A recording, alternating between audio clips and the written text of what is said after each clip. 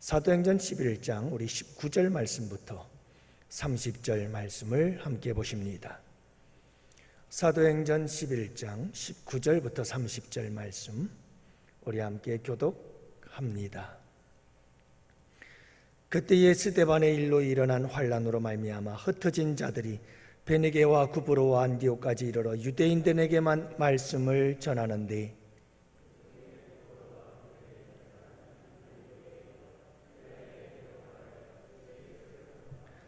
주의 손이 그들과 함께 하심에 수많은 사람들이 믿고 주께 돌아오더라.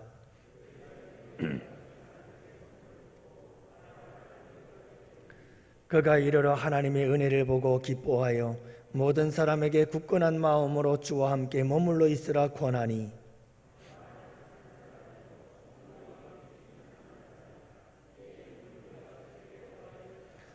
바나바가 사울을 찾으러 다소에 가서 만남이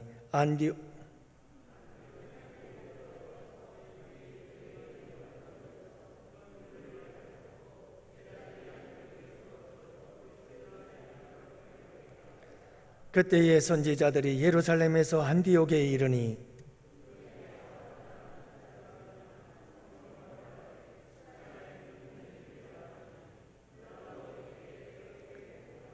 제자들이 각각 그 힘대로 유대에 사는 형제들에게 부조를 보내기로 작정하고 이를 실행하여 바나바와 사울의 손으로 장로들에게 보냈니라. 아멘. 할렐루야. 네, 복된 밤입니다. 여러분들이 이 세상 어디에 있든 이렇게 귀하고 복된 자리가 어디 있겠어요? 여러분들은 이 시간 가장 복된 자리에 있음을 믿습니다. 주님의 은혜죠. 자, 근데 여러분, 우리 인생에 있어서 가장 큰 축복은 바로 우리 하나님을 기쁘시게 해드리는 겁니다. 내가 하나님을 위해서 살면 하나님은 우리를 위해서 일하시는 줄을 믿으시기 바랍니다. 그리고 내가 하나님을 위해서 살면 하나님을 위해서 사는 게 아니라 사실은 나의 축복을 위해서 사는 것임을 믿으시기 바랍니다. 왜냐하면 그게 가장 복된 일이기 때문에 그렇습니다. 이 건축업을 하시는 분과 얘기를 나누다 그런 얘기를 하더라고요. 여러분이 건축한 모든 건물들을 보수하고 수리하고 또 리모델링하고 그러는 가운데서 가장 중요한 건 뭐냐면 그 건물을 설계하고 그 건물을 설계한 그 설계한 사람의 의도에 따라서 뭘 하더라도 여러분 건물이 고장이 나서 고치더라도 그렇고 리모델링을 하더라도 그렇고 그 건물을 다 설계한 그 설계의 의도에 따라서 모든 것을 잘 감당해야 그것이 정말 완벽한 리모델링이 되는 것이고 그것이 정말 아름다운 건물을 만들어가는 방법이지요. 만약에 설계자의 의도에 벗어나서 아무리 아름답게 리모델링을 하거나 잘못된 부분을 고쳐놓는다 할지라도 그거는 얼마 못 가서 또 문제가 생깁니다. 아니 어쩌면 심각한 문제가 발생할 수가 있는 거예요. 마찬가지로 여러분 우리가 인생을 살아가면서 우리의 인생을 설계하신 분이 누굴까요? 우리를 지으신 이가 누구십니까? 이 세상 천지 만물을 지으신 분이 누구고 인생을 만드신 분이 누구십니까? 우리 하나님이 아니셔요? 하나님은 디자이너십니다. 우주의 디자이너요. 우리 인생의 디자이너, 우리의 생명의 디자이너가 되셔서 우리의 인생을 만드시고 설계하신 분이 우리 하나님이신 줄로 믿습니다. 그러므로 우리의 인생의 가장 큰 축복은 어디 있느냐? 우리 인생의 가장 큰 복이 어디 있느냐? 그분의 설계를 따라 살아가는 겁니다. 그분이 원하는 대로, 그분이 기뻐하시는 대로, 그분이 뜻하는 대로 그렇게 우리의 인생을 만들어 가면 그것이 우리에게 최고의 축복이요, 최고의 행복이요. 할렐루야. 여러분 그거예요. 오늘도 여러분들과 함께 안디옥 교회에 있었던 거룩한 부흥의 역사에 대한 제2탄의 말씀을 나누고자 하는데요. 여러분 하나님의 교회의 부흥, 어떻게 보면 나와 상관없는 것 같잖아요. 그런데요, 하나님의 교회의 거룩한 부흥은 하나님의 기쁨이요, 하나님의 뜻이요, 하나님의 계획이요, 하나님의 바람이지요. 이 하나님의 기쁨이요, 소원이요, 바람, 이것을 우리가 이루어 드린다는 것은, 하나님의 뜻을 따라서 이 거룩한 역사에 동참한다는 것은, 이것은 다름 아닌 나의 축복을 위한 것임을 잊지 마시기 바랍니다. 절대로 그것은 하나님을 위한 것이기도 하지만 그것은 우리의 축복이기도 하다는 사실을 여러분들이 잊지 말아야 해요. 그래서 여러분, 하나님을 위한 우리의 삶은 우리의 행복이요, 기쁨인 것을 잊지 마시고, 여러분들이 오늘 이 시간도 함께 기쁨으로 은혜의 시간을 나누시기를 바랍니다. 지난주에 여러분, 안디옥 교회에 일어난 거룩한 부흥의 역사, 이 균형에 대한 이야기를 말씀을 드렸죠. 양과 질, 질과 양이 균형을 이루면서 부흥했다. 양적 부흥, 외적 부흥과 질적 부흥, 내적 부흥이 있었다는 것을 말씀을 드렸어요. 전파함으로 환난 중에도 전파함으로 이렇게 해서 양적인 부흥의 역사가 일어났고, 가르침을 통해서 질적인 부흥이 일어나고, 그래서 양적인 부흥과 질적인 부흥이 균형을 이루면서 진정한 부흥의 역사가 일어났던 교회가 안디옥 교회였다 하는 것을 말씀드렸죠. 오늘은 여러분들과 함께 안디옥 교회의 부흥이 있을 수밖에 없었던 이유, 제 두 번째 시리즈로 함께 말씀을 나누고자 합니다. 여러분, 안디옥 교회에 어떻게 부흥의 역사가 일어날 수 있었을까요? 그것은 협력사역이 있었기 때문에 부흥의 역사가 일어납니다. 안디옥 교회에 교회가 세워졌다는 사실을 듣게 됩니다. 예루살렘 교회에서 핍박이 일어나지요. 그래서 스데반 집사님이 순교를 당하는 이런 핍박이 일어나자 예루살렘 교회 성도들이 흩어집니다. 그 흩어진 성도들이 버니게와 그리고 이 안디옥까지 이르러서 그곳에서 복음을 전합니다. 여러분, 핍박을 당하여 흩어진 자들이 복음을 전합니다. 그래서 세워진 것이 안디옥 교회가 세워지게 되어지는 것이죠. 이 소식을 듣고 예루살렘 교회에서, 야, 안디옥에도 교회가 세워졌다고 하니 그 안디옥 교회에 우리가 지도자를 파송하자. 누구를 파송할 것인가? 바나바를 파송하자. 그래서 바나바를 파송하게 되어지죠. 자, 여러분, 바나바가 이제 안디옥 교회의 파송을 받았습니다. 사역자로, 목회자로 그렇게 파송을 받은 거지요. 그렇다면 여러분, 생각해 보세요. 바나바가 안디옥 교회의 목회자로, 사역자로 파송을 받았다고 한다면 여러분, 얼마나 좋아요. 나 혼자 목회를 한다면 명예도 다 내 것이요, 목회도 내가 하고 싶은 대로 얼마든지 할 수 있으니 참 그 목회가 얼마나 재미있고 얼마나 신나겠어요.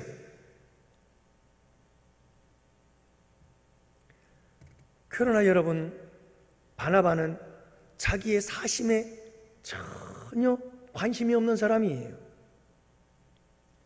바나바라고 하는 사람은 오직 관심이 어디 있느냐?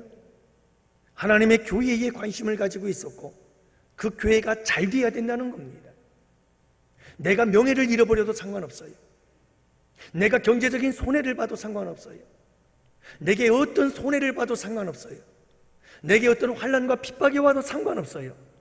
하나님의 교회만 잘 세워질 수 있다면, 하나님의 교회가 잘 될 수만 있다면, 하나님의 교회가 부흥이 될 수만 있다면 아무것도 상관이 없었어요. 오직 그거 하나뿐이었어요.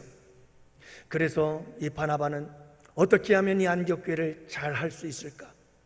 이 안디옥 교회를 잘 살리고 안디옥 교회를 잘 세워가며 이 안디옥 교회를 어떻게 하면 잘 부흥시킬 수 있을까? 하나님 앞에 기도하며 고민하는 가운데 그가 생각해낸 것이 있었습니다.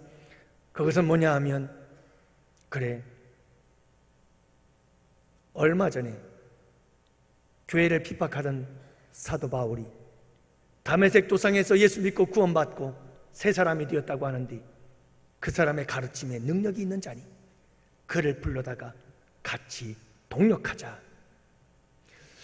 여러분들도 살아봐서 압니다. 누군가와 함께 동력한다는 거 만만치 않죠. 이거만 멀리 가서 생각할 필요도 없어요. 부부를 보면 알아요. 결혼해 본 사람들은 알거든요. 여러분이 이 사랑해서 같이 살자고 따로 헤어져서 사는 게 너무 싫어서 그냥 우리 같이 살자 그래가지고 결혼해서 한 집에 같이 사는데 그게 왜 그렇게 힘들죠? 동역하며 산다는 게 그렇게 힘든 거예요. 서로 다른 둘이가 같이 사는 것도 그렇게 힘든 거죠. 그렇게 어려운 거예요. 여러 가지 부딪힘이 있지요. 그러나 그럼에도 불구하고 바나바는요, 하나님의 교회가 잘 될 수만 있다면, 하나님의 교회만 잘 될 수만 있다면 괜찮다. 그리고 찾아가서 다소에서 사도 바울을 불러다가 그리고 1년 동안을 제자 훈련을 시킵니다. 그래서 안디옥 교회의 거룩한 부흥의 역사가 일어나게 되어지지요. 사랑하는 성도 여러분, 이 협력사역, 이 가르침의 협력사역을 통해서 안디옥 교회의 거룩한 부흥의 역사가 일어나게 된 줄을 믿으시기 바랍니다. 말씀을 보세요. 큰 무리를 가르쳤고 제자들이라고 말합니다. 가르침과 제자들, 이건 뗄래야 뗄 수가 없습니다. 제자는 태어나는 게 아닙니다. 제자는 세워지는 것입니다. 어떻게 해요? 가르침을 통해서. 예수님이 왜 제자들을 부르셨나요? 예수님의 공생의 사역이 제자들을 불러서 그들을 가르치는 일이었습니다. 왜요? 제자는 그냥 만들어지는 게 아니거든요. 아니, 그냥 태어나는 것이 아니거든요. 하늘에서 뚝 떨어지는 게 아니거든요. 제자는 만들어지고 세워지는 겁니다. 무엇을 통해서요? 가르침을 통해서, 훈련을 통해서 세워지는 겁니다. 큰 무리를 가르쳤고 제자들이 비로소 안디옥에서 그리스도인이라 일컬음을 받았더라. 이 단어 하나가 굉장히 중요합니다. 제자들이 그리스도인이라 일컬음을 받았더라. 여러분, 단계를 보십시오. 가르쳤고 제자가 되고 그리스도인이라 일컬음을 받게 되어지는 역사가 이렇게 단계적으로 일어나는 겁니다. 할렐루야. 여러분, 우리가 세상 속에서 저 사람들은 정말 그리스도인이야, 정말 멋있어, 예수는 저렇게 믿어야 되는 거지, 나도 예수 믿고 싶다 라고 하는 감동을 줄 수 있는 그리스도인들이 되려면 가르침이 있고 그 가르침 속에 제자화 되어진 자들이 세상 속에서 그 제자됨의 빛을 발할 때 진정한 그리스도인이라 일컬음을 받게 되어지는 역사가 일어나는 겁니다. 교회의 부흥이라고 하는 것은 이렇게 협력사역을 통해서 이루어지는 거예요. 독불장군 없습니다. 여러분, 혼자의 힘으로 목회도 성장을 할 수 있습니다. 그러나 항상 한계가 있습니다. 그 한계에 부딪히게 되고 더 이상의 성장은 있을 수가 없습니다. 그래서 여러분, 모든 성공적인 사역들은 협력을 통해서만 이루어질 수 있다는 사실을 잊지 말아야 합니다. 그러므로 사랑하는 성도 여러분, 협력을 배우십시오. 협력을 훈련하십시오. 계속해서 훈련에, 이 연합에, 협력에 도전하십시오. 참 어떤 사람들은 교회에 들어와서 내가 교회에서 열심히 함께 사역하고 일을 해야지 하고 뛰어들어요. 근데 1년을 하고 나면 완전히 심신이 황폐해져버려요. 완전히 그냥 지치고 고나요. 쓰러지고 말아요. 그리고 나서는 두 손을 듭니다. 절대로 나는 교회 일 안 할 거야. 왜냐? 교회 일을 해보니까 만만치 않거든요. 이게 협력이 안 되거든요.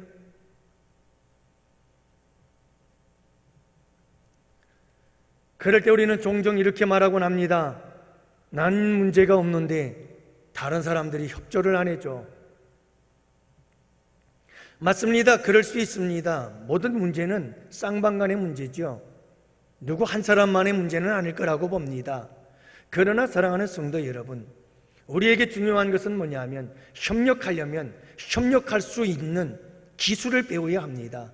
협력할 수 있는 지혜를 배워야 합니다. 협력할 수 있는 기술, 스킬을 배워야 하는 겁니다. 그리고 여러분, 끊임없이 우리는 그 협력할 수 있도록 되풀이하고 넘어지고 쓰러져도 다시 도전하는 그 도전의 용기가 있어야 되는 줄을 믿으시기 바랍니다. 여러분, 무슨 일이든 단 한 번에 성공하는 일이 어디 있던가요? 우리 인생을 살아가면서 무슨 일을 시도하든 그 일은 단번에 성공하는 법은 거의 없습니다. 실패 가운데 성공이 더 보람찬 것이고 더욱더 튼튼하고 견고한, 그리고 더욱더 위대한 승리가 되는 줄로 믿습니다. 그러므로 내가 몇 번 하나님을 위해서, 교회의 부흥을 위해서 일하다가 실패하고 넘어지고 쓰러지거든 낙심하지 마십시오. 7전 8기 하시기를 바랍니다. 7번 넘어져도 다시 일어나 도전하는 여러분들 되십시오. 그러면서 도대체 내가 왜 이렇게 넘어지는 걸까? 다른 사람에게서 원인을 찾고 탓하지 말려고. 여러분, 그렇게 해서는 자기 발전이 전혀 이루어지지 않습니다. 그것은 100번, 1000번 해도 또 넘어집니다. 중요한 건 뭐냐면 왜 넘어졌을까? 내 안에서 그 원인을 찾아내십시오. 그리고 끊임없이 우리는 기술을 배워야 합니다. 지혜를 배워야 합니다. 그리고 성숙하고 성장해 가야 합니다. 협력의 기술을 배우십시오. 여러분, 내가 협력할 수 있는 방법이 미숙할 수가 있는 겁니다. 관계의 기술이, 사람과 관계 맺는 방법에 기술에 문제가 있을 수가 있는 겁니다.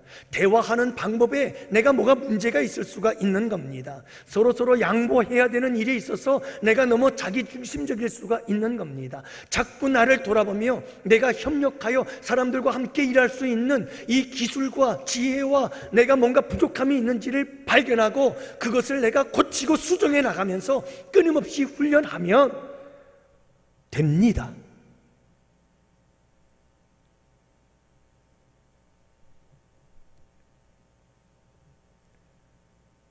여러분, 무슨 일이든지 하나님께서 우리를 도우시고 우리가 또한 그 협력을 위해서 열심히 노력하고 애쓰고 최선을 다해야 하는 겁니다.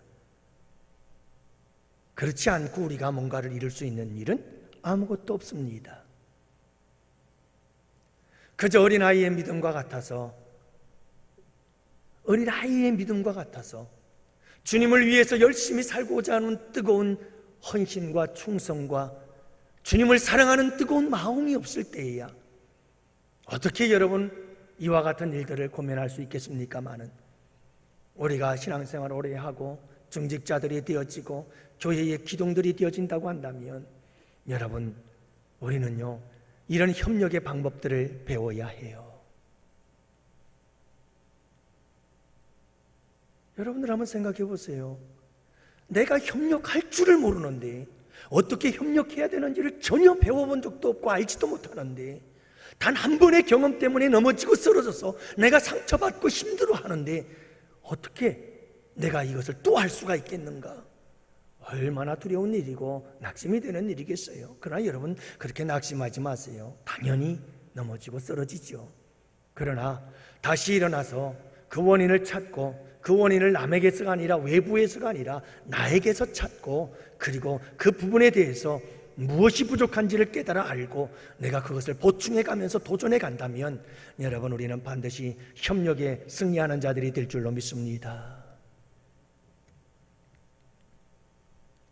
여러분, 우리는 참 다양한 사람들과 살아갑니다. 특별히 교회 안에 참 다양한 사람들, 나와 다른 너무나 많은 사람들, 달라도 너무 다른 사람들과 함께 살아가지요. 그들과 협력한다는 거 쉽지 않습니다.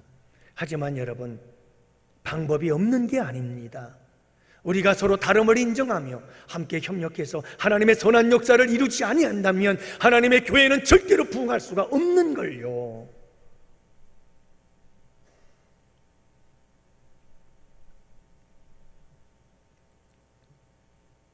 여러분, 이것이 하나님의 교회론이에요. 예수님을 믿게 되면 누구나 다 이 교회 공동체 안에 들어오게 되어 있어요. 그래서 이 공동체 안에서 서로 다양한 사람들이, 서로 다른 사람들이, 그 다양하고 다른 모든 사람들이 서로 함께 그 다름을 인정해 가면서 함께 하나님의 선한 역사를 위해서 협력해 가는 법을 배워가는 거예요. 그게 교회예요. 사람들이 그게 싫은 거죠. 그래서 믿음의 초보자들은 그게 싫어요. 왜 이렇게 부딪혀야 되느냐 이거예요. 왜 이렇게 다른 사람들과 함께 씨름하면서 그렇게 신앙생활을 해야 되느냐 이 말이에요. 그래서 피곤하다는 거예요. 그래서 상처가 된다는 거예요. 그러니 아예 멋지게 물러나겠다는 거예요. 아무 일도 하지 않겠다는 거죠. 그 협력이 없는 신앙생활은 신앙의 성숙을 이룰 수가 없어요. 여러분, 아픔이 없는 성숙이 있을 수 있을까요? 아픔이 없는 성장이 있을 수 있을까요? 고난이 없는 영광이 있을 수가 없잖아요.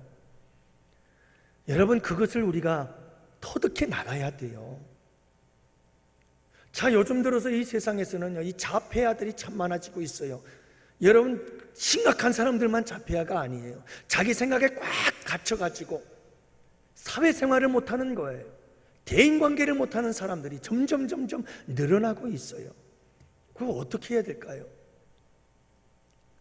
컴퓨터, 인터넷, 사이버 공간, 그 안에 갇혀서 살다 보니 대인관계를 잃어버리는 거예요.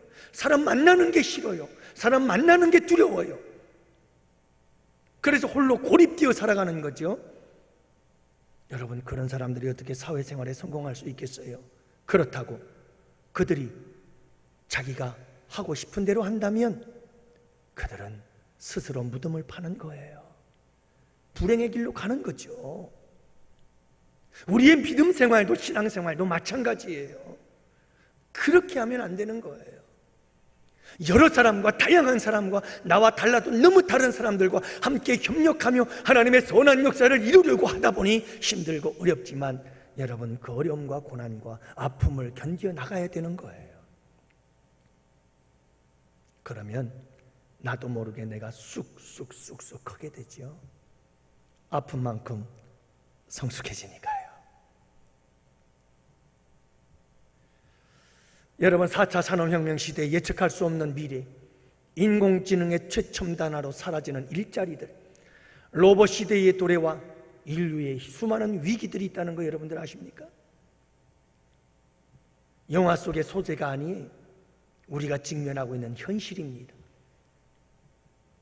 여러분, 이미 시작된 인공지능을 장착한 로봇들,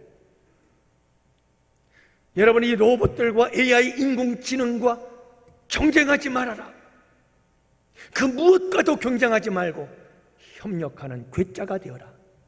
이렇게 큰 소리 높여 외치는 사람이 있어요. 이민화 교수라는 분이십니다. 대한민국 벤처 1세대 메디선 창업자이자 KCERN 이사장, 카이스트 K스쿨 이민화 겸임 교수님. 그는 자기의 저서를 통해서 말합니다. 협력하는 괴짜가 되라고. 경쟁하지 말라는 거예요. 경쟁해서 살아남을 수 있는 자는 아무도 없다는 겁니다. 협력하는 자가 되라고 말합니다. 그러면 그런 동물들의 이야기를 합니다. 여러분, 끝까지 살아남는 동물들의 집단들을 가만히 보니까 경쟁하는 집단일수록 쉽게 사라져버린다는 거예요. 그러나 끝까지 협력하는 동물의 개체군들은 끝까지 살아남더라. 이기적인 유전자는 다 같이 죽는다. 그러나 협력하는 유전자를 가진 자들은 살아남는다. 요아함 바우어라고 하는 사람이 쓴 책이 협력하는 유전자라는 책이 있지요. 여러분, 협력하는 유전자, 인류의 발전은 이 협력하는 유전자 때문이라고 말합니다. 협력하는 이 협력이 없이는, 협력의 유전자가 없었더라면 인류는 발전할 수 없었을 것이다. 아니, 생존조차도 불투명했을 것이라고 말하지요. 여러분, 협력이 중요한 거예요. 협력이 없이는 교회의 부흥의 역사는 일어나기 어려워요. 점점 시대가 갈수록 교회가 어려워지고 있습니다. 여러분, 점점 이 교회, 특별히 우리 한국 교회가 존재, 그 생존 자체가 위협을 받고 있습니다. 코로나 때문만이 아니죠.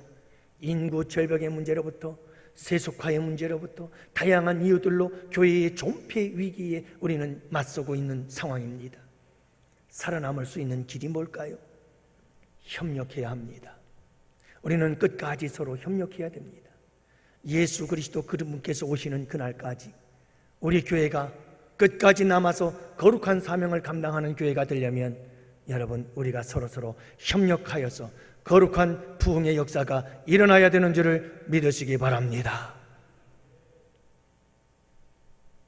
두 번째로 안디옥 교회가 부흥의 역사를 이룰 수 있었던 비결을 보면 따뜻한 사랑의 권면이 있었기 때문이죠. 그래서 23절 말씀에 보면 모든 사람에게 굳건한 마음으로 주와 함께 머물러 있으라 권하니, 안디옥 교회의 파송을 받은 바나바가 가장 먼저 와서 안디옥 교회를 살핀 후에 은혜가 충만한 안디옥 교회를 바라보면서 너무나 기뻤습니다. 그리고 가장 먼저 한 일이 뭐냐면 여러분, 주님과 함께 굳게 붙들고 떠나지 마십시오. 굳건한 마음으로 주님과 함께 머물러 있으십시오라고 권하는 것이었습니다. 권면했던 것이죠. 굳건한 마음으로 하나님의 교회를 떠나지 말고 하나님을 떠나지 말라 이 말이죠. 믿음에서 떠나지 말라 이 말이에요. 이 말은 그 당시의 상황을 잘 알아야죠. 여러분, 안디옥 교회가 어떻게 세워졌다고요? 핍박을 받는 자들로 인하여 세워진 교회예요. 여전히 그들은 핍박을 받고 있는 상태예요. 그리고 안디옥 교회는 이제 막 시작된 교회죠. 그러니 여러분, 안디옥 교회 성도들은 믿음은 어린아이와 같고, 그런데다가 외부적으로는 환난과 핍박이 계속해서 그들에게 삼키려고 달려들고 있고, 그러니 여러분, 한순간에 이 안디옥 교회에 위기가 닥쳐올 수밖에 없는 상황. 바나바는 이와 같은 상황들을 알고는 가장 먼저 한 일이 뭐냐면 여러분, 굳건한 마음으로 주님께 꼭 붙어 있으십시오 하고 권면하고 있는 거죠. 사랑하는 성도 여러분, 이런 권면이 우리에게 있어야 합니다. 서로서로 권면해 주어야 합니다. 여러분, 주님 앞에 굳게 붙잡아, 우리 주님을 굳게 붙잡고 머물러 있으십시오. 우리 주님과 함께 하십시오. 믿음에서 떠나지 마십시오. 신앙생활에서 멀어지지 마십시오. 저도, 여러분들도, 우리 구역장들도, 우리 교구장들도, 우리 부교육자들도, 우리 장로님들도, 우리 모든 성도들이, 기관장들과 부서장들도 우리 모두가 다 해야 될 일이에요. 여러분, 굳게 붙어 있어야 합니다.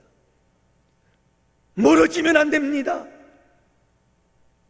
우는 사자와 같이 우리를 삼키려고 달려드는 자들이 노리고 있기 때문입니다. 우리 열심히 신앙생활 합시다. 굳게 우리 주님을 붙잡읍시다. 이렇게 서로 사랑으로 권면하는 자들이 많아져야 하는 것이죠. 그런 교회가 부흥이 되는 거예요. 여러분, 그래서 오늘 말씀해 보면 권면의 목적이 분명합니다. 굳건한 마음으로 주와 함께 머물러 있어라. 이게 권면입니다. 여러분, 권면의 목적은 이거예요. 주님께 꼭 붙을 수 있도록, 주님께로 가까이 갈 수 있도록, 주님과 함께 머물러 있도록 도와주고 사랑으로 권면해 주는 것이죠. 권면한다고 잘못을 지적하고, 권면한다고 책망하고, 권면한다고 꾸짖고, 그것도 권면의 한 일면이기도 합니다만은 목적을 잃어버리면 안 돼요. 목적을, 우리의 사랑의 권면의 목적은 주님께 꼭 붙게 있게 만들어야 되는데 오히려 더 멀어지게 만드는 경향이 많아요. 그래서 권면은 참 조심스러운 겁니다. 사랑하는 양원교회 성도 여러분, 누누이 강조하는 것입니다마는 권면도 기술입니다. 권면도 배워야 합니다. 여러분, 권면을 어떻게 해야 되는지 그냥 내 기분대로 하고 내 감정대로 하고 내 생각대로 해버리면 그 내 권면이 오히려 하나님께로부터 상대방을 멀어지게 만들 수가 있습니다.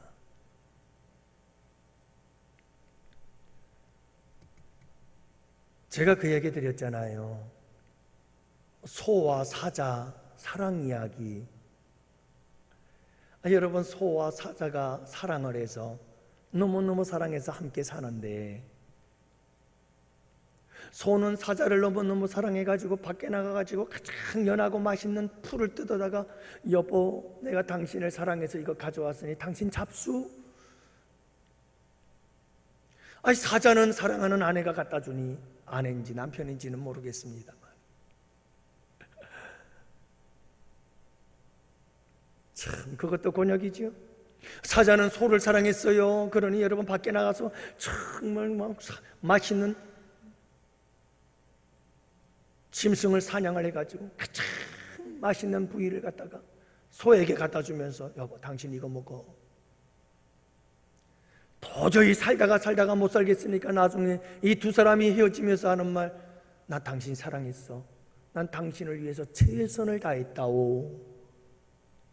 그러면서 헤어졌다고 그러잖아요. 여러분, 이 이야기의 핵심이 뭡니까? 사랑을 안 한 게 아닙니다. 사랑을 했어요. 그런데 문제는 뭐냐? 나 중심적인 사랑을 한 거예요.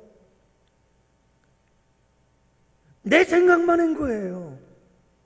내가 제일 좋아하는 이 부위 고기를 갖다가 우리 소에게 갖다 주면 좋아하겠지? 내가 제일 좋아하는 이 풀을 사자에게 갖다 주면 좋아하겠지? 내 중심적으로 아무리 사랑을 베풀어도 그건 상대방에게는 오히려 큰 아픔과 상처가 될 뿐이에요. 그래서 우리는 권면을 할 때에도 지혜롭게 해야 되고, 권면을 할 때에도 기술이 있어야 돼요. 상대방을 살릴 수 있고, 상대방을 믿음에 굳게 서게 하고, 하나님께로 더욱더 가까이 갈 수 있도록 만들어주는 기술이 필요해요. 이것은 그냥 되는 게 아니죠. 배워야 하고 훈련되어져야 되고 연습해야 해요.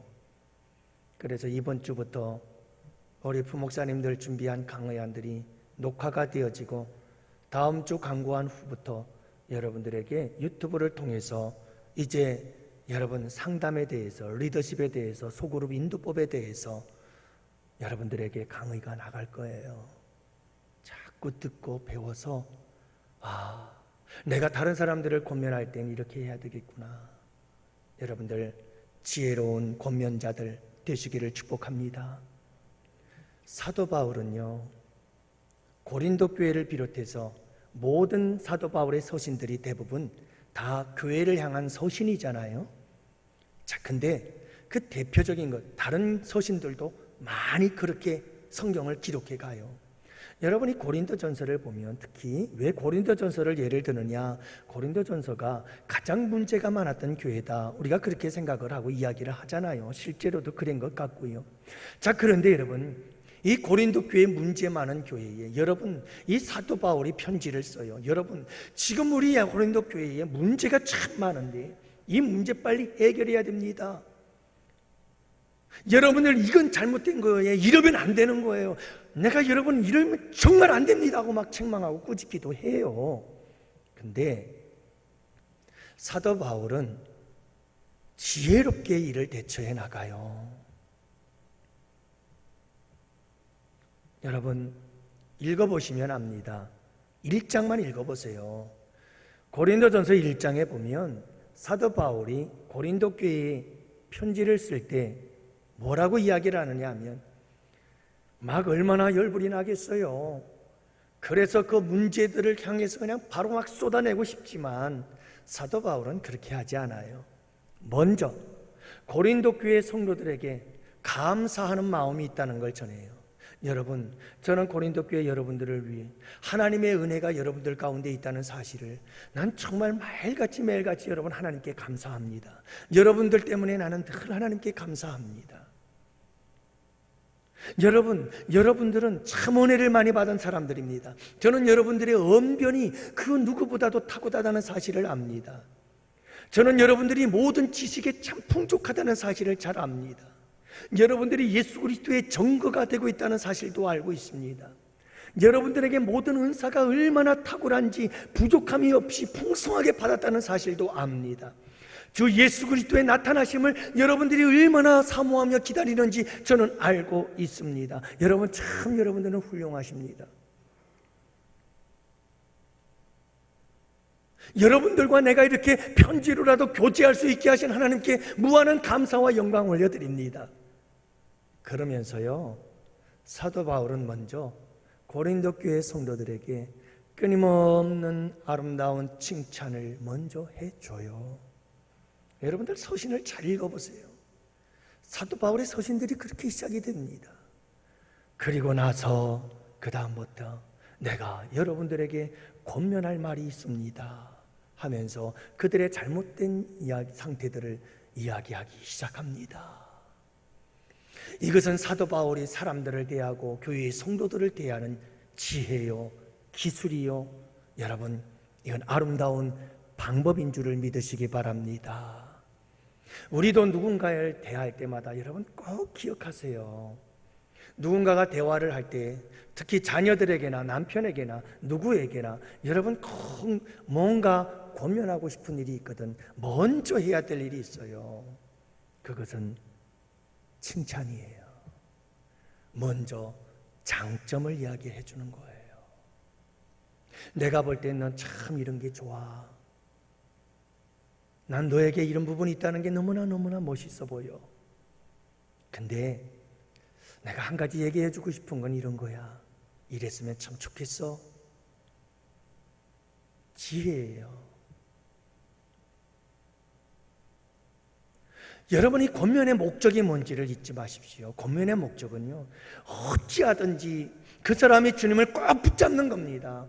그 하나님을 굳게 붙잡게 만들어주는 겁니다. 주님과 항상 함께 머물러 있게 하는 겁니다. 그가 주님을 꼭 붙잡게 만드는 겁니다. 하나님과 멀어지지 않게 하는 겁니다. 하나님을 떠나지 않게 하는 겁니다. 이런 아름다운 사랑의 권면이 거룩한 교회의 부흥의 역사를 이루는 줄을 믿으시기 바랍니다. 할렐루야. 여러분, 권면의 자세에 대해서 이야기를 하거든요. 빌립보서 2장 1절부터 5절 말씀을 보면 이렇게 이야기를 합니다. 잘 들어보세요.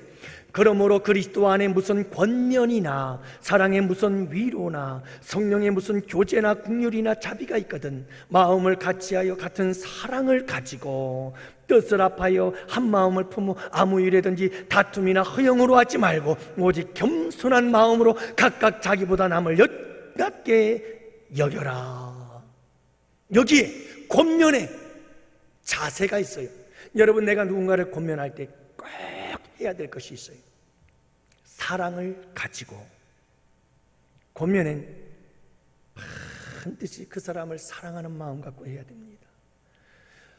여러분, 사람은 만물의 영장이라고 그러잖아요. 참 놀랍게도 사람은 영적으로 통해요. 그래서 우리가 내적으로 서로 뭔가를 느낄 수가 있어요. 사랑의 권면을 한다고 하면서 그 권면에 사랑이 없으면 영혼 없는 권면이 되어버려요. 그걸 알아요. 여러분, 우리의 모든 권면은 사랑이 있어야 돼요. 미워하는 그 권면은 벌써 다 본인이 느껴요.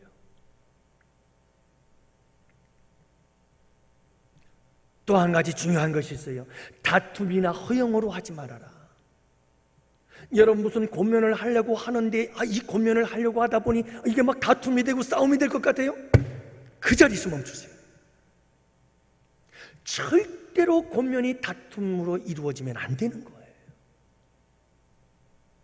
여러분, 아니 권면한다고 권면하다 싸우면 어떻게 됩니까? 그건 아니야만 못한 거예요. 그러므로 여러분, 내가 정말 누구를 위해서 사랑하는 마음으로 권면을 하려고 했지만 여러분, 그것이 오히려 다툼이 될 수가 있어요. 그렇다면 여러분, 빨리 내려놓으세요. 그게 지혜예요. 얼마든지 또 기회가 올 수가 있고요. 사랑하는 성도 여러분, 권면이 다툼이 되어진다면 그 권면은 아니야만 못한 거죠. 영혼을 살려야 되는데 영혼이 죽이는 것 때문에 안 되잖아요. 그리고 권면하는 자의 자세, 마지막으로는 여러분 꼭 기억하세요. 권면을 하다가 상대방이 막 그 권면을 잘 기쁨으로 받아들이지 않고 막 그 얼굴이 일그러지며 그 권면을 받아들일 준비가 안 돼 있거든. 여러분 빨리 멈추셔야 돼요. 나만 신나가지고 막 얘기를 하면요, 그 역효과가 난다니까요. 권면의 지혜인 줄로 믿으시기 바랍니다. 다툼이나 허영으로 하지 마세요. 절대로 권면은 그렇게 하는 게 아니에요. 그리고 마지막 세 번째가 겸손한 마음으로 각각 자기보다 남을 낮게 여겨라, 이 말이에요. 여러분 얘기했잖아요. 만물의 영장이 다 통한다니까요. 여러분 권면을 할 때 제일 기분 나쁜 게 뭔지 아십니까? 나보다 위에서 나를 내려다보면서 하는 권면은 아무도 받아들이려고 하질 않아요. 나를 무시하는 것 같거든요. 나를 깔보는 것 같거든요. 그 권면을 기쁘게 받아들일 사람은 정말 성인이죠. 그래서 권면하는 사람은 항상 겸손해야 돼요. 오히려 나보다 내가 권면하려고 하는 사람이 나은 사람이다, 그 사람을 낮게 여기고 그보다 더 아래에서 겸손한 마음으로 권면할 때 그 권면은 참된 권면이 되는 줄을 믿으시기 바랍니다. 이게 권면하는 자의 자세예요. 사랑하는 성도 여러분, 우리 양원교회에 이런 아름다운 권면이 있기를 축복합니다. 제가 여러분들에게 오늘 이렇게 하나님의 말씀을 통해서 구체적으로 자세하게 다 말씀을 드렸습니다만, 여러분들 한번 생각해 보세요. 이렇게 우리가 누군가를 권면을 하고 또 뿐만이 아니죠. 여러분 우리가 서로 협력을 하고 부부 간에도 협력을 하고 가족들 간에도 협력을 하고 참 이런 협력을 해나가는 것도 그렇고, 여러분 하나님을 위해서, 하나님의 교회의 부흥을 위해서 힘들고 어렵지만 도전하고 도전하면서 계속해서 배우고 아픔 속에서 더 성숙해져 가고 그렇게 성장해 나가십시오. 어떤 자세로 해야 되는지, 어떤 기술과 지혜로 방법으로 여러분 우리가 권면을 하고 협력해 나가야 되는지 끊임없이 배우고 또 배우세요. 그러면 그게 누구에게 축복이 된다고요? 내게 축복이 돼요. 여러분 하나님을 위해서 그렇게 한번 해보세요. 그러면 이게 뭐지? 우리 가정이 이렇게 행복해진단 말이야? 나도 모르게 그렇게 된다니까요. 왜요? 협력하는 법을 배웠잖아요. 권면을 하는데 그냥 내 방식대로 하지 않잖아요. 지혜롭게 상대방의 관점에서 상대방을 생각하는 마음으로 상대방을 배려하면서 한마디 한마디의 권면이 나오기 시작하잖아요. 그러니 누가 복을 받아요? 우리 가정이 복을 받잖아요. 또 누가 행복해져요? 내가 행복해지죠. 그것이 여러분 가정에서 끝날까요? 안 그래요. 우리의 사회생활 속에서, 직장이나 우리의 여러분 회사에서나 우리의 사업장에서 그와 같은 아름다운 삶이 묻어나기 시작할 때 여러분 우리는 성공하게 되는 거예요. 그 모든 것이 우리에게 축복이 되는 거예요. 어디를 가서 누구든지 협력을 잘하는 사람, 누구와 만나서 어떤 삶을 관계를 맺을지라도 참 그 관계를 맺어가는 방법이 너무 지혜롭고 참 아름다운 거예요. 그러니 그게 우리의 축복이 되는 줄을 믿으시기 바랍니다. 그래서 여러분 이것저것 따질 것 없어요. 그냥 하나님께서 가르쳐 주시는 대로 하나님의 영광을 위해서, 하나님을 위해서, 그 설계자요 디자이너인 우리 주님을 위해서, 그냥 주님의 영광을 위해서 그냥 살자 하고 살아가면 그게 다 내게 복이 되는 거예요. 그렇게 만들어져 있어요. 우리가.